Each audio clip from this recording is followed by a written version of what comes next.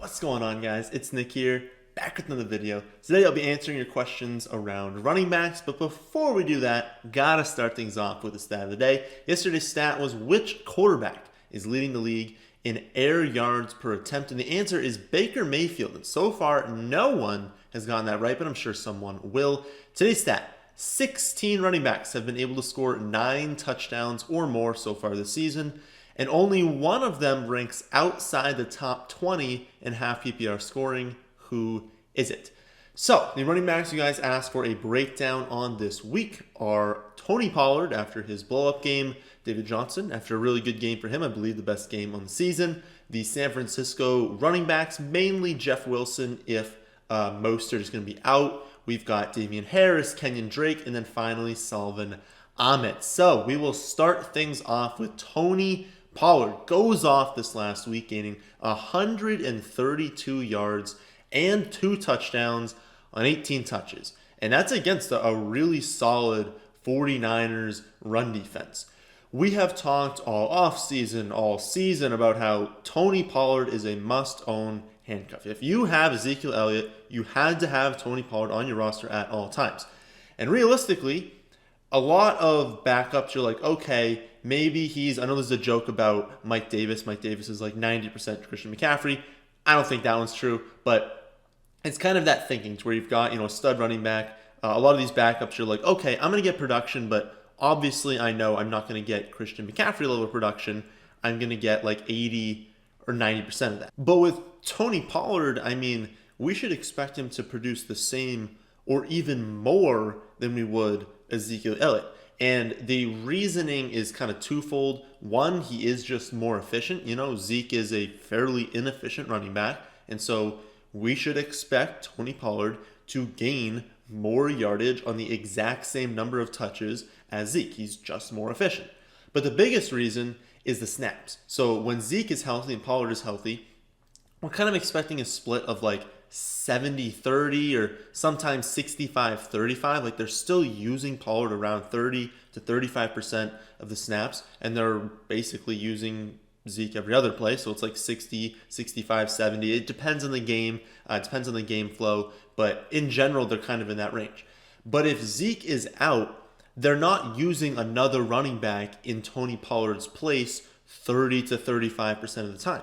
They're just saying, Tony, go out there and play 85 or 90% of the snaps. And so not only is he more efficient, but he's on the field more than Zeke would be. So basically treat him as like a better Ezekiel Elliott when Zeke is out. Now, is Zeke going to be out another game? I don't know. I don't think so. Like my guess would be that they bring him back. They are still in the playoff hunt. They really do like Zeke. They paid him a ton of money. For some reason, they really think that he's a massive asset to this offense. And so they're going to want to bring him back. And so I think this week we're going to get Zeke back. But again, if Ezekiel Elliott is out, if the question that you guys were asking is, do we basically have to play Tony Pollard? Yeah, he's a must start whenever Zeke is out. But we're just going to have to see, is he going to be out again this week? Next up, we've got David Johnson. Now, DJ's coming off, I believe it was his best game of the season. He gained 133 yards on 19 touches, so basically the same as Tony Pollard did. But unlike Pollard, he did not score. Touchdowns are fairly random, and so if we played that game out a bunch of times, we would expect David Johnson to probably score a touchdown more often than not. So we probably get a little bit unlucky in that one. And it's also worth noting that 106 of these 133 yards came in the receiving game. He only had 8 carries for 27 yards, no touchdown, and he's only averaged 47, or I believe 48, there's decimals, but 47, 48 rushing yards per game on the season. And, that's really been what's limiting his ceiling. Like he hasn't been a ceiling player this season. If he was getting 80 rushing yards a game to go along with the receiving and bringing in touchdowns, that's how he hit the ceiling.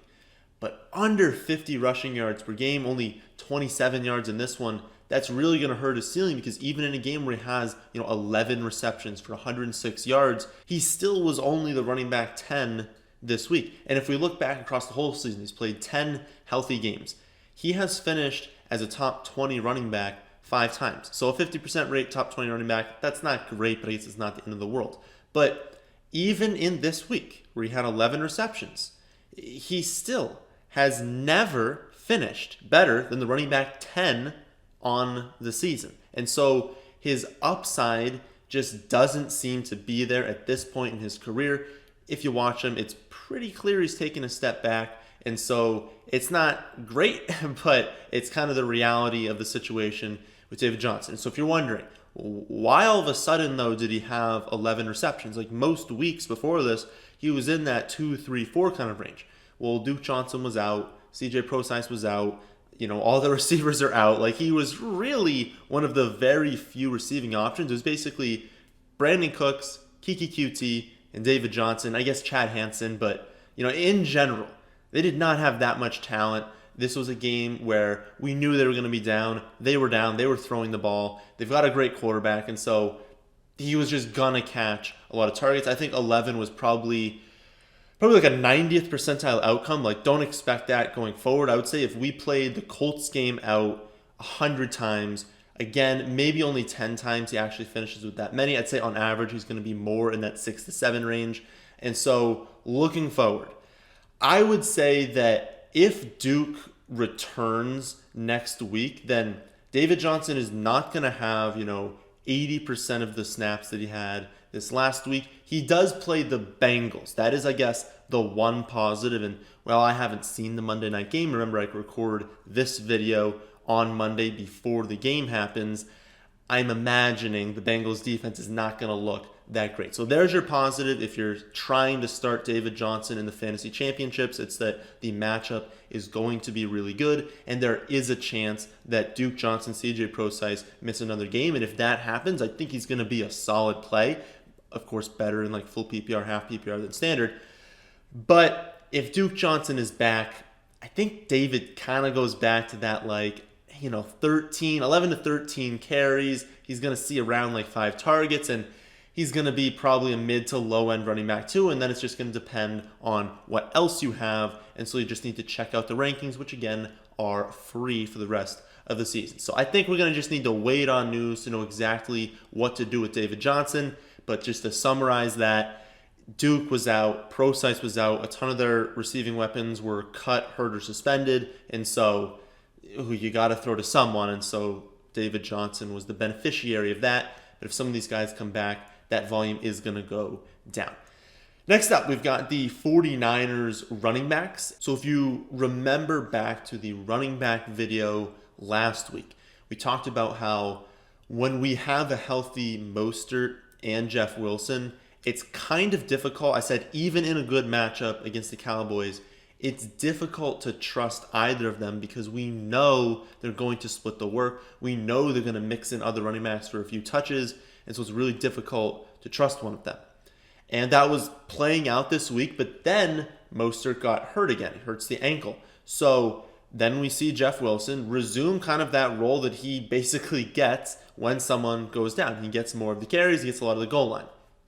So we have another situation that is contingent on injuries. If we see Mostert out again, well, then Jeff Wilson's going to be, a solid play. Again, if both of these guys are healthy, I don't really want to touch his backfield because he's potentially like a 4-man committee. And honestly, also the receiving game. So when we see Mostert healthy, McKinnon healthy, Coleman healthy, Wilson healthy, it's like they just don't use Wilson or Mostert in the receiving game. So you're going to need a touchdown for them to pay off, and you're going to need probably 60 to 70 rushing yards.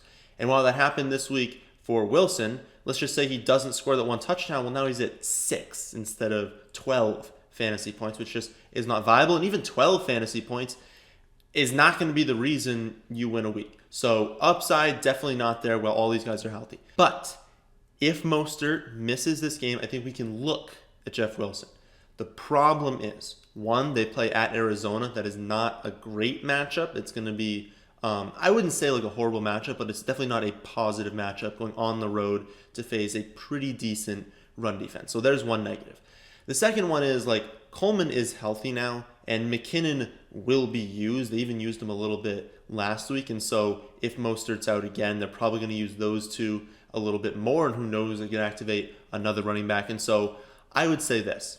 I don't have Wilson in any leagues. But even with Mostert out this week, and this is assuming he is out, I would have a very hard time trusting Jeff Wilson in the fantasy championships. Like, it's pretty unlikely that you made it this far on the back of Jeff Wilson. Maybe you used him for a spot start here and there, but he was not the reason you made it into the fantasy championships. And so for you to start him feels really thin. It feels points chasey. It feels like you're just rolling a dice and you're hoping that he hits for multiple touchdowns, which we can't possibly know because they still like using Tevin Coleman at the goal line at times. And so for me, I think your team would need to be fairly mediocre to play Jeff Wilson in the championships. And so I would probably prefer not to do that. Next up, we've got Damien Harris. You guys are asking, if he does come back this next week, can we trust him in the championships? No, I don't think you can do that. I mean, he's got 5 receptions and 2 touchdowns through 10 games this season, and their championship matchup is against the Bills, which likely means it's going to be a negative game script. Like, the Patriots can win it, but I would say more often than not, the Bills get up in this one. They stay up pretty easily, especially with Gilmore probably not playing this week, and so I think like 80% of the time, I would say the Bills are leading for a good portion of the game. And Damien Harris basically needs a positive game script in order to be viable. Plus, we've got Sony Michel back. We know that James White is healthy. So maybe if we know that Burkhead's obviously out for the season, but if Burkhead and James White were out, then we can look at it and say, okay, well, maybe he'll throw a few targets to Damien Harris. It's just not happening. Like, with Sony and White there's capped touch upside, there's capped touchdown upside because Cam Newton's the quarterback. And so even if he comes back this week, I really just don't see a scenario outside of like a 16-team league standard scoring format. Maybe you can look at him, but I would just stay away. You guys also asked about Kenyan Drake after a pretty horrible game this last week. And going into it, we thought it could be a great game if Chase Edmonds was out. Like, if Chase Edmonds was going to miss this last week, then, I mean, we were looking at the potential for Drake to see 20 carries and 7 targets. But we do see Chase come back, and then Chase actually out-touched him. I believe Edmonds had 11 carries and 5 targets, and, Drake only had 12 touches, turned it into 40 yards, didn't score for the first time since week 10. And honestly, I feel like a broken record talking about Drake and Edmonds. So every single week, we basically go over the exact same points. We know that Drake has a low floor and Edmonds has a low floor. And we know that they're going to each play 50 to 55% of the snaps. We know that Edmonds is usually going to get 4 to 5 targets, which is going to be more in most weeks than Drake. But we know that Drake is going to get much more of the red zone role. One thing I want to talk about. Kyler Murray was injured for like the middle portion of the season. So he was going berserk to start the year. Then he kind of dips in production in like the mid to late portion of the season when he had the injury. So he had the shoulder injury. He was not running as much. And so they shifted a lot of that workload to Kenyan Drake. They said, okay, we don't want Kyler Murray taking off in the red zone, taking these hits. We're going to give the ball to Drake. And so Drake was having like more red zone touches than most any running back in the NFL. Well, this week, Kyler Murray came off the injury report, so we were expecting him to go back to the old Kyler Murray. We were expecting him to kind of be 100%, take more carries. He didn't scramble all that much, but he was still utilized in the red zone more than he had been in the last like month or so. So that is a big negative to Kenyan Drake. He had that stretch where he was scoring all these touchdowns. Well, that was the stretch when Kyler Murray was injured. He wasn't taking off as much. And so you combine that with the fact that we've been talking about all season, that he's not going to get much work in the receiving game, that Edmonds is still there, so you can only get so many touches on 50 to 55% of the snaps. And so combining both of those things, like, you just got to realize what Kenyan Drake is. I mean, I haven't done the rankings yet, but he's probably going to be a low end 2. Like, he pretty much is every week. He's going to be a low end 2. The targets are going to be low, and so in weeks that he doesn't score, he's only going to score like 5 or 6 fantasy points. But in the weeks that he does score, you're going to look at it and be like, oh, yeah, that was a good play. He had 15 carries, he scored the touchdown, he had the reception. That was a good play. But if he doesn't score a touchdown, he comes way down. So definitely a low floor running back 2. I think you still got to put him ahead of Chase Edmonds like we've been talking about.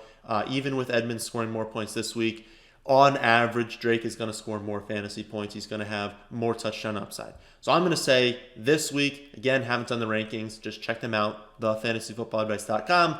But I would imagine Drake would be a low end 2. Edmonds would be flex viable, but in no way do you ever need to start Edmonds because in a normal week, his touch floor is much lower than we would like. And typically you're starting a wide receiver over him in the flex. They do face the 49ers this week, as we talked about with Pollard. They are actually a pretty difficult matchup for running backs, and so that kind of just reiterates the point. Low end 2 for Drake, flex viable for Edmonds, but I mean, I have Edmonds in 2 of my 3 teams that are in the championship this week, and I don't think, or no, 3.